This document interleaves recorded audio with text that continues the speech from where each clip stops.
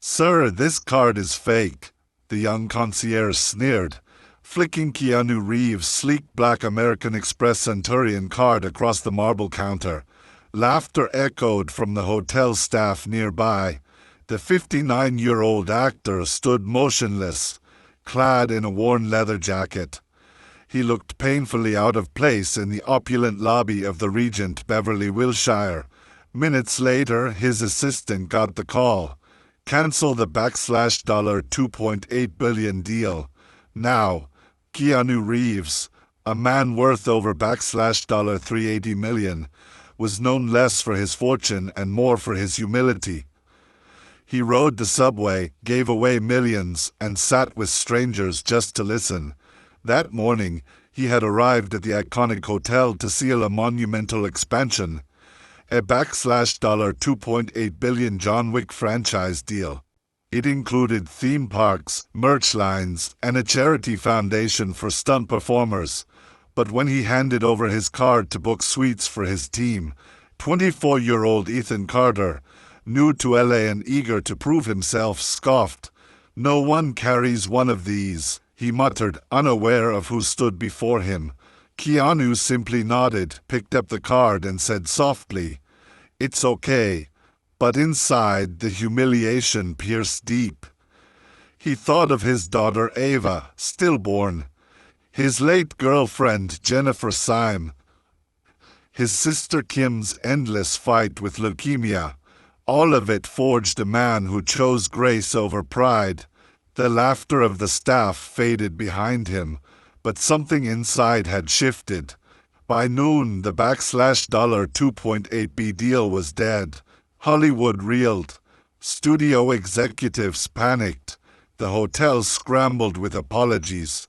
But Keanu was gone. Hours later, Ethan posted a TikTok titled, "I roasted a stammer with a fake black card." It went viral until the comments rolled in. "Dude, that's John Wick. You clowned Keanu Reeves." The internet erupted. #Justice for Keanu trended worldwide. Stories poured in of him buying groceries for strangers, gifting motorcycles to crews, and sitting in hospital rooms with grieving fans. But Keanu had retreated to his Malibu cabin, reflecting on what the deal could have meant, especially for the cancer foundation he was planning in Kim's name. 3 days later, a knock at his door. Ethan stood there, pale and shaking. "I didn't know," he stammered. "I just wanted to be someone. But you're real."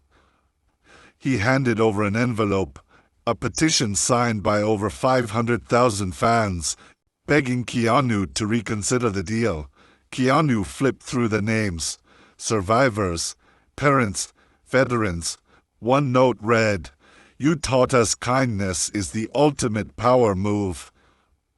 He paused at a crayon drawing from a 9-year-old girl named Leia. Keanu holding a glowing heart, a child's hero drawn in shaky lines. That night, Keanu paced his deck. The petition spread across the table like a map of broken dreams and fierce hope. By dawn, he was at Cedars-Sinai, not as a celebrity, but as the man who quietly volunteered in the pediatric ward for years. He laid the drawing on a teenager's tray. "This is for you," he said. "Heroes come in all sizes." That afternoon, Lionsgate CEO Jason Hirschhorn showed up at his door with a revised contract. "Name your price," he pleaded. "Fire the staff. Donate double to cancer research. We'll name the park Kim's Sanctuary." Keanu said nothing, just watched a hummingbird dance through the sunflowers. Finally, "You think this is about pride?" Meanwhile, Ethan's life fell apart. Fired, harassed, branded a traitor. He camped outside Keanu's gate, surviving on jerky and regret. On the 5th morning, Reeves emerged. "I'll do anything," Ethan begged. "My little brother died of leukemia last year. The nurses played Toy Story on loop. I just wanted to matter." Keanu knelt, his voice calm. Then stand up and help me build something that does. A week later, Keanu went live on Instagram. No filter, no flash, just him and the petition. This isn't about deals, he said, voice gravelly. It's about what we owe each other. Ethan stood beside him, holding blueprints for Kim's house, a rehab center for injured stunt performers. The studio wants their theme park. Keanu continued, fine, but every ticket funds this place. And Ethan, he builds it. The world cheered, until someone dug into Ethan's past. Old arrest footage surfaced. A teenage Ethan, hollow-eyed, handcuffed. The headlines: Reeves funds charity with ex-drug dealer. Is Keanu being played? Protests erupted. Donors panicked. A woman hurled a stuffed bear at Ethan, screaming, "You'll poison this place." In a trailer, Keanu confronted Ethan. "You hid this." The charges were dropped. Ethan whispered, "I was working 3 jobs to pay for my brother's funeral." That night, Keanu dreamt of Jennifer's crash, Ava's silence, Kim's final text, "Don't let my fight be for nothing." He drove to her grave. "I'm trying," he said softly. And Ethan appeared, holding 2 coffees. "Same way you found me," he said. "Grief has a frequency." Studio execs demanded Ethan's removal. Keanu slid a photo across the table. A young Kim mid-flip on a stunt trampoline. She was a nobody too, until she wasn't. Suddenly, a Rolls-Royce pulled up to Ethan's broken-down apartment. Inside, Ellen Voss, 78, heiress to a steel empire. "You want redemption," she said, tossing him a rusted key. "Earn it." The key led to a warehouse in Queens. A note taped to a dialysis machine. "Fix yourself here, then fix others." Together, Ethan and Keanu transformed it into a makeshift rehab. Then came the twist. Ethan had cancer, stage 3 lymphoma. He hid it, afraid the cause would collapse if he became the story.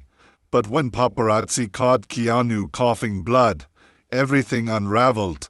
Still, Keanu refused to hide anymore. In a second live stream, he removed his hat. Chemo-thinned hair. "This isn't about being a saint," he said. "It's about still fighting, even when you're broken." Fans poured in. Donations soared. Though, Urson, the warehouse caught fire.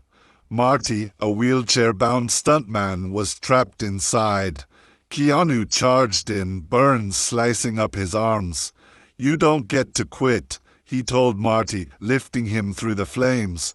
The warehouse collapsed behind them. The world held its breath. A Pulitzer-winning photo captured it all. Keanu, blistered and bleeding, carrying Marty out of the fire. Still, the threats didn't stop.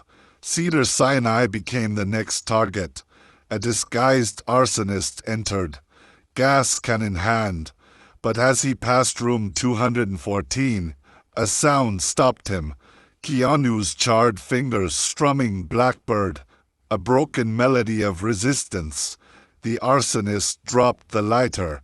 Ellen Voss intercepted the final $100 million transfer. "Save them," she told Keanu. "Save yourself."